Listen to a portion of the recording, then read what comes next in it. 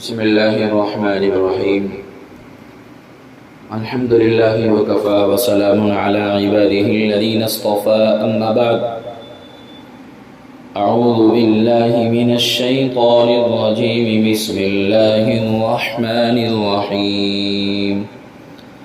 والذين هاجروا في الله من بعد ما ظلموا لنبوئنهم في الدنيا حسنة ولأجر الآخرة أكبر لو كانوا يعلمون. الذين صبروا وعلى ربهم يتوكلون. وما أرسلنا من قبلك إلا رجالا نوحي إليهم فاسألوا أهل الذكر إن كنتم لا تعلمون. بالبينات والزبر وأنزلنا إليك الذكر لتبين للناس ما نزل إليهم ولعلهم يتفكرون. صدق الله العظيم.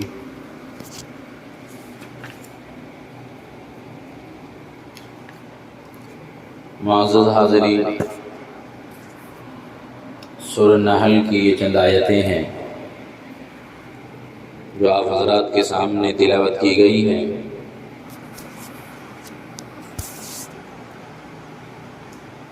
پہلی آیت والذین ہاجروا فی اللہ من بعد ما ظلموا لنبوئنہم فی الدنیا حسنہ ولأجر الآخرة أکبر لو كانوا يعلمون. الذین صبروا وعلی ربهم يتوکلون. اور جن لوگوں نے اللہ کے واسطے اپنا وطن چھوڑ دیا، اس کے بعد کہ ان پر ظلم کیا گیا، ہم ان کو دنیا میں ضرور اچھا ٹھکانہ دیں گے اور آخرت کا ثواب بدرجہ بڑا ہے، بہتر ہے، کاش ان کو خبر ہوتی۔ وہ ایسے ہیں جو صبر کرتے ہیں اور اپنے رب پر بھروسہ رکھتے ہیں۔ دیکھیے، اس آیت میں ہجرت کے تعلق سے مضمون ہے۔ یہ جو آیات میں نے تلاوت کی ہیں، پہلی آیت میں ہجرت کا مضمون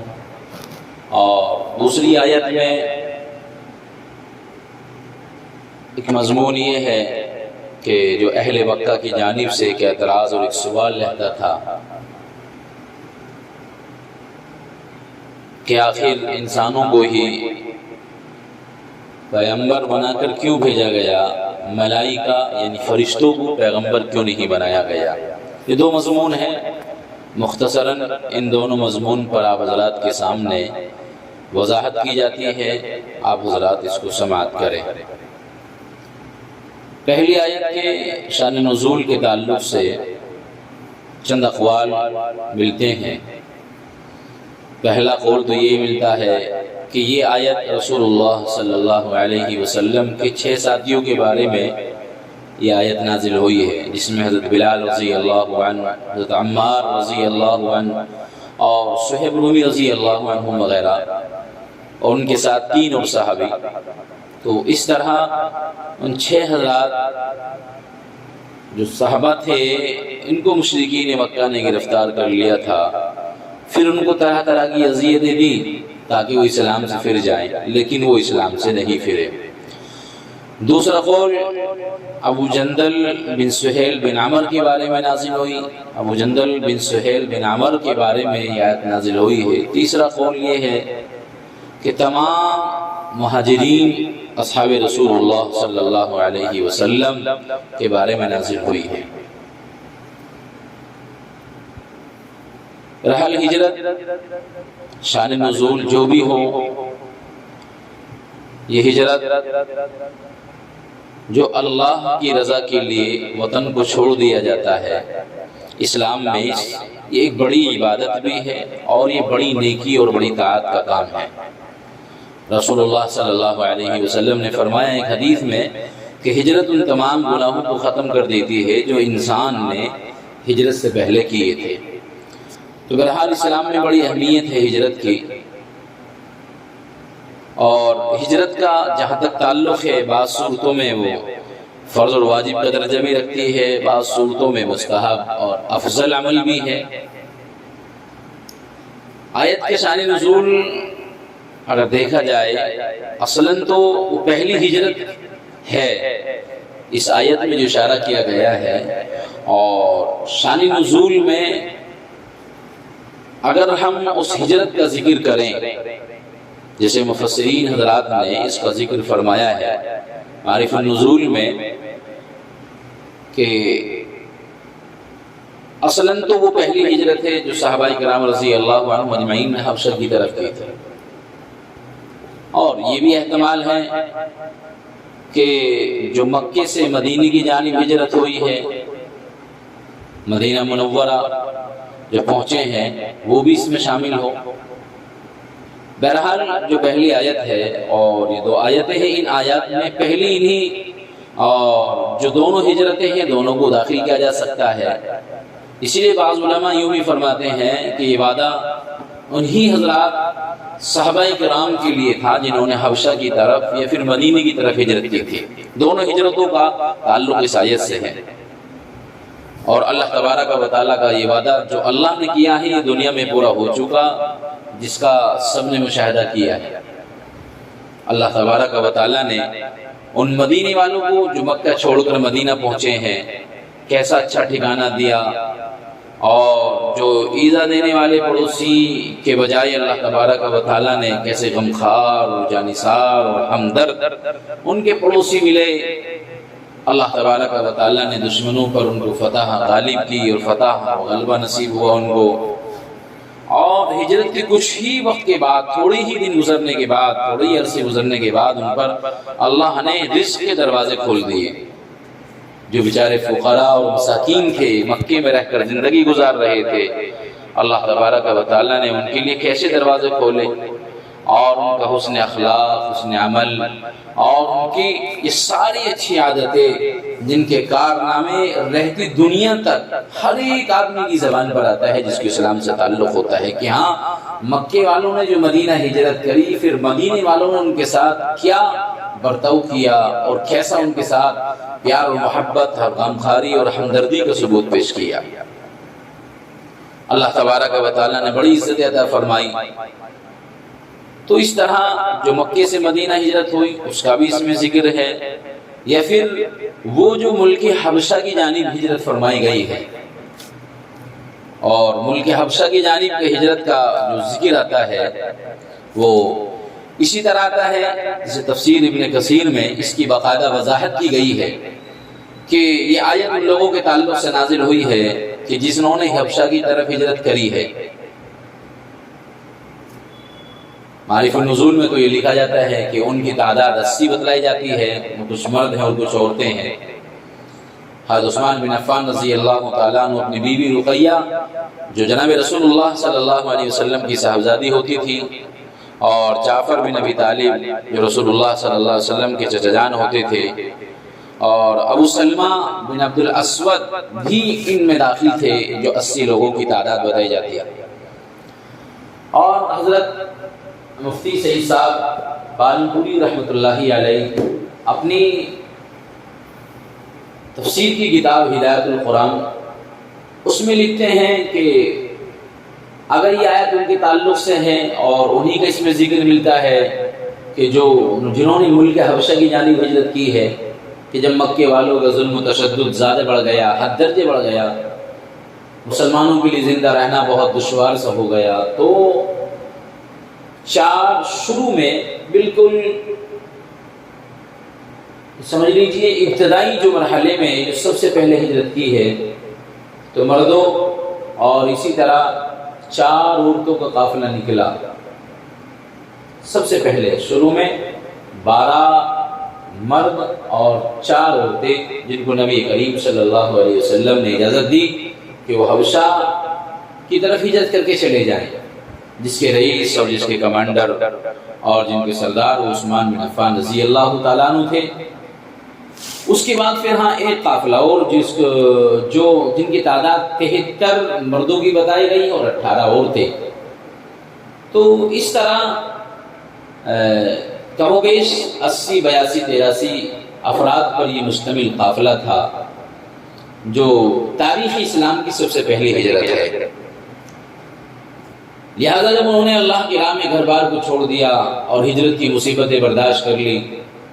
تو ضروری تھا کہ اللہ تبارک و تعالیٰ ان کو ایسا ٹھکانہ دیتے جس کا اللہ نے اس آیت میں وعدہ فرمایا ہے۔ چنانچہ اللہ نے حبشے والوں کا جو ایک دار غربت تھا اور ایمان والوں کے لیے جو مکہ چھوڑ کر حبشہ گئے، کیسا امن کا گہوارہ بنایا اور کیسا ان کی ضیافت اور مہمان نوازی کی گئی، ایسا ایک ان کے لیے گہوارہ بنا دیا ملک حبشہ کو کہ حبشہ کے بادشاہ کا دل بھی اللہ تبارک و تعالیٰ نے اسلام کی قبولیت کے لیے کھول دیا اور وہ ایمان میں داخل ہو گئے، اور آخرت میں جو بلند مقام اور عظیم الشان مدارج اور بے حساب اللہ تبارک و تعالیٰ نے اجر و ثواب ان کے لیے رکھا ہے جو ملک حبشہ ہجرت کر کے گئے ہیں، اس کا تو اندازہ ہی کون کر سکتا ہے، اور اندازہ کیا بھی نہیں جا سکتا ہے، اس لیے کہ رب العالمین کیا کچھ عطا فرمائیں گے اور کیسے ان کے مقام اور درجات بڑھائیں گے کل قیامت میں، جنہوں نے سب سے پہلی ہجرت کی ہے، سب کچھ چھوڑ کر اپنے وطن کو چھوڑا، اپنے جو ہے دیگر احباب کو اور اپنے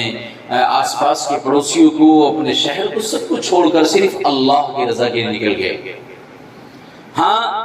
4 چیزیں ہیں جو قرآن کریم میں ذکر فرمائی ہیں، 4 اوصاف ذکر فرمائی اللہ تبارک و تعالیٰ نے، پھر 2 عظیم الشان وعدے کیے ہیں۔ دیکھیے ہجرت کا ذکر فرمانے کے بعد اللہ تبارک و تعالیٰ نے فرمایا 4 اوصاف اگر ہجرت کرنے والوں کے درمیان پائے جائے تو اللہ ایسے 2 عظیم الشان وعدے فرماتے ہیں کہ جو ان کے حق میں اللہ تبارک و تعالیٰ پھر وہ اتارتے ہیں۔ ساتھ ساتھ ایک روح المعانی کا ایک قول اور ہے، روح المعانی میں یہ ذکر کیا گیا ہے کہ اس آیت میں اگر ہم یہ دیکھیں، اس آیت کو کہتے ہیں صہیب رومی رضی اللہ تعالیٰ عنہ کے تعلق سے نازل ہوئی ہے، اور صہیب رومی رضی اللہ تعالیٰ عنہ کو جب کفار نے تکلیفیں دی اور طرح طرح کا ستایا تو صہیب رومی رضی اللہ تعالیٰ عنہ بیچارے عمر رسیدہ تھے، ان سے کہا گیا کہ اگر آپ اسلام سے باز آ جائیں، چھوڑ دیں اور اسلام کو ختم کر دیں تو ہم آپ کو یہ دیں گے وہ دیں گے، ان کو بہت لالچ دیا گیا۔ تو صہیب رومی رضی اللہ تعالیٰ عنہ نے ان سے کہا کہ اگر دیکھیے میں تمہارے ساتھ رہوں تو میں تمہیں کسی طرح نفع نہیں دے سکتا، اور اگر تکلیف دینا چاہوں تو میں تم کو نقصان، اگر آپ مجھے تکلیف دیں گے تو میں نقصان بھی نہیں پہنچا سکتا کیونکہ میں ایک بوڑھا آدمی ہوں، لہذا ایک کام کرو، جو بھی میرے پاس مال ہے، جتنی بھی دولت ہے، سرمایہ ہے، وہ سب آپ لے لو اور میری جان چھوڑ دو، مجھے اسلام پر باقی رہنے دو۔ چنانچہ انہوں نے اپنا مال فدیے میں دے دیا، پھر ہجرت کر کے مدینہ چلے گئے۔ اللہ اکبر، قربان جائیے ان صحابہ اور نبی پاک علیہ السلام کی تربیت یافتہ جماعت کے اوپر کیسی کیسی قربانیاں دی۔ چنانچہ انہوں نے اپنا سارا مال دے دیا لیکن اسلام کو نہیں چھوڑا، ہجرت کو نہیں چھوڑا، ہجرت کر کے مدینہ روانہ ہو گئے۔ ابو بکر رضی اللہ تعالیٰ عنہ نے جب صہیب رومی رضی اللہ تعالیٰ عنہ کو دیکھا کہ ہجرت کر کے آ رہے ہیں تو کہا ربیح البیع یا صہیب، اے صہیب تمہاری تجارت کتنی سود مند رہی ہے، کتنے فائدے میں سے تجارت کی ہے تم نے۔ اور حضرت عمر رضی اللہ تعالیٰ عنہ کی جو نظر پڑی، حضرت عمر رضی اللہ تعالیٰ عنہ فرمایا صہیب بھی کتنا بڑھیا آدمی ہے، اگر اللہ کا خوف نہ ہوتا تو یہ نہ بچ پاتا، اگر اللہ کا خوف نہ ہوتا تو یہ نہ بچ پاتا۔ ابو بکر بھی تعریف کرتے ہیں، عمر فاروق رضی اللہ تعالیٰ عنہ بھی تعریف کرتے ہیں، اور صہیب رومی رضی اللہ تعالیٰ عنہ کو شاباشی دیتے ہیں۔ ابو بکر تو کہتے ہیں بڑا اچھا کام کیا، بہترین تجارت کری ہے تم نے، اس تجارت کا بدلہ تمہیں اللہ تبارک و تعالیٰ ہی عطا کرے۔ تو بہرحال اس طرح اس آیت میں بعض مفسرین کے اقوال میں نے آپ کے سامنے ذکر کیے ہیں، تو اس میں زیادہ تر جو تفسیر ابن کثیر میں صاحب ابن کثیر نے جو تفسیر ابن کثیر میں جو بات لکھی گئی ہے اس میں یہی بات ہے کہ ملک حبشہ کی جانب ہجرت کرنے والوں کا ذکر اللہ تبارک و تعالی نے اس میں ذکر فرمایا ہے، اور اس آیت کو آپ پڑھیں تو 4 اوصاف ذکر کیے گئے ہیں ہجرت کرنے والوں کو۔ اگر 4 اوصاف ان کے ساتھ میں ہوں تو اللہ تبارک و تعالیٰ دیکھیے ان کے ساتھ کیا وعدہ فرماتے۔ پہلا، ہجرت کا مقصد صرف اللہ کو راضی کرنا ہو، دنیاوی مقاصد یا تجارت یا ملازمت اس کے علاوہ دیگر کوئی ان کی غرض نہیں ہونی چاہیے، صرف اور صرف اللہ کی رضا کے لیے۔ حدیث شریف میں باقاعدہ اس کی وضاحت کی گئی ہے اور سب سے پہلی حدیث میں اس کو ذکر کیا گیا ہے کہ انسان کا اعمال تمام، انسان کے جتنے اعمال ہیں سب کا دار و مدار نیت پر ہے، لہذا آدمی کو اس کی نیت کے مطابق پھل ملتا ہے۔ اور فرمایا کہ جس آدمی نے اللہ اور اس رسول کی ہجرت کری، اللہ اور اس کے رسول کے لیے ہجرت کری، تو لہٰذا اس کی ہجرت قبول ہوئی، کوئی مقصد اس کا نہ ہوا تو اللہ نے اس کی ہجرت کو قبول کر لیا۔ اور جس نے کسی دنیاوی مقصد کے لیے یا کسی عورت سے نکاح کرنے کے لیے ہجرت کی تو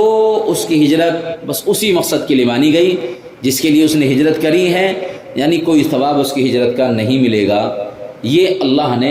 فی اللہ جو ہے والذین ہاجروا فی اللہ میں ذکر فرمایا۔ دوسرا بس مہاجر کا مظلوم ہونا، اس کی مظلومیت کا دین کی وجہ سے ہونا، ظلم کیا گیا ہو، ان کے اوپر پریشانیاں تکالیف پہنچائی گئی ہوں، لہٰذا اللہ تبارک و تعالیٰ نے فرمایا من بعد ما ظلموا، یہ دوسرا بس۔ تیسرا بس فرمایا کہ ہجرت کرنے کے بعد پیش آنے والے تکالیف اور پریشانیاں ان کے اوپر صبر اور ہمت سے کامل ثابت قدم رہے، اس کو اللہ نے ذکر فرمایا الذین صبروا۔ اور چوتھا جو ہے اللہ تبارک و تعالیٰ نے فرمایا وعلی ربہم یتوکلون، یعنی تمام تر وسائل اور مادی اسباب ہونے کے باوجود ان پر کوئی اہتمام نہ کرے، ان پر کوئی اعتماد نہ کرے، صرف اللہ کی ذات پر ان کو اعتماد اور یقین ہو، لہٰذا ان کے ہاتھ میں اور ان کا صرف اور صرف اعتماد اللہ کی رضا کے اوپر ہو، اللہ کی ذات کے اوپر ہو، اس لیے اللہ فرماتے ہیں وعلی ربہم یتوکلون۔ دیکھیے اب یہ چار اوصاف جن مہاجر کے درمیان پائے جائیں گے، دو وعدے، پہلا وعدہ اللہ فرماتے دنیا میں اچھا ٹھکانہ دیں گے، دوسرا وعدہ آخرت میں بے حساب اجر دیں گے۔ دنیا میں اچھا ٹھکانہ ایک ایسا جامع وعدہ ہے اللہ تبارک و تعالیٰ کی جانب سے کہ اس میں یہ بھی داخل ہے کہ مہاجر کو سکونت کے لیے اچھا مکان دیں، اللہ تبارک و تعالیٰ اچھے پڑوسی ملے، اچھا رزق ملے، دشمنوں پر فتح نصیب، فتح غلبہ ہو، لوگوں کی زبانوں پر اس کی تعریف ہو، اور ایسی عزت و شرف ملے ان کو کہ نسلیں ان کی یاد رکھیں۔ اور آج تک اس ہجرت کرنے والوں کو جنہوں نے مکہ چھوڑ کر مدینہ ہجرت کری یا مکہ چھوڑ کر حبشہ گئے، اللہ تبارک و تعالیٰ رہتی دنیا تک ان لوگوں کی تعریف لوگوں کی زبانوں پر کرائے گا۔ دوسرا وعدہ بے حساب اجر، اللہ اکبر، دنیا میں تو ملنے والا صلہ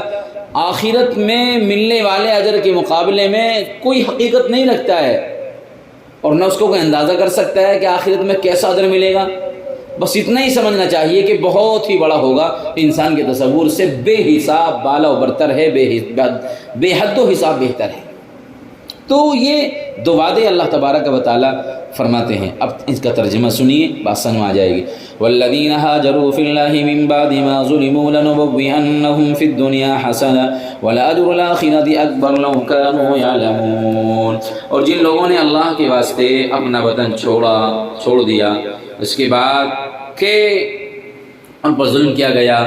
تو ہم ان کو دنیا میں ایسا اچھا ٹھکانہ دیں گے اور آخرت کا ثواب بہت بہتر ہے، بڑا ہے، بہت بڑا ہے۔ کاش ان کو خبر ہوتی۔ الذین صبروا علی ربہم یتوکلون، وہ ایسے ہیں جو صبر کرتے ہیں اور اپنے رب پر بھروسہ رکھتے ہیں۔ دوسرا جو مضمون تھا کہ مشرکین مکہ، اہل مکہ کی جانب سے ہمیشہ یہ اعتراض کہ اللہ نے انسانوں کو ہی پیغمبر کیوں بنایا ہے، جن کا مقصد جو ہماری طرح چلتے پھرتے ہیں، کھاتے پیتے ہیں اور ساری چیز ہیں ان کے درمیان، اللہ نے کسی فرشتوں کو کیوں رسول بنا کر نہیں بھیجا؟ تو اللہ تبارک و تعالیٰ جواب دے رہے ہیں کہ سلسلہ نبوت آدم علیہ السلام سے اللہ نے بشر ہی کے ذریعے قائم فرمایا ہے، اور سب سے پہلے پیغمبر اور رسول جو بنا کر بھیجے اللہ تبارک و تعالیٰ نے سیدنا آدم علیہ السلام کو، اللہ ہمیشہ مردوں پر وہی بھیجتے رہے ہیں۔ لہٰذا تمہیں آسمانی کتابوں کا اور یہود و نصارہ سے، علماء سے ذرا مسئلہ تحقیق کر لو، پوچھ لو کہ اللہ تبارک و تعالیٰ نے کسی بھی فرشتوں کو پیغمبر بنا کر نہیں بھیجا۔ یہ سارا سلسلہ اللہ نے نبوت کا سلسلہ جو ذکر فرمایا ہے وہ صرف اور صرف انسان اور مردوں پر فرمایا ہے، اسی کو اللہ ذکر فرماتے ہیں وما ارسلنا من قبلک الا رجالا نوحی الیہم فاسألوا اہل الذکر ان کنتم لا تعلمون۔ اور ہم نے آپ کے سے پہلے صرف آدمی ہی رسول بنا کر معجزات اور کتابیں دے کر بھیجے ہیں کہ ہم ان پر وہی بھیجا کرتے تھے، اگر تم کو علم نہیں ہے تو اہل علم سے پوچھ اور آپ پر بھی قرآن اتارا ہے بالبینات والزبر وانزلنا الیک الذکر لتبین الناس، اور اللہ نے جیسے پیارے نبی علیہ الصلوۃ والسلام پر بھی قرآن اتارا ہے، وہ قرآن بھی شاہد ہے اور گواہی دیتا ہے کہ ہاں اللہ نے مردوں کو ہی پیغمبر بنایا ہے، اور آپ پر بھی قرآن اتارا ہے تاکہ جو مضامین لوگوں کے پاس بھیجے گئے ہیں ان کو آپ ان سے ظاہر کر دیں اور تاکہ وہ فکر کیا کرے۔ اللہ تعالیٰ عمل کی توفیق عطا فرمائے۔ وما علینا الا البلاغ۔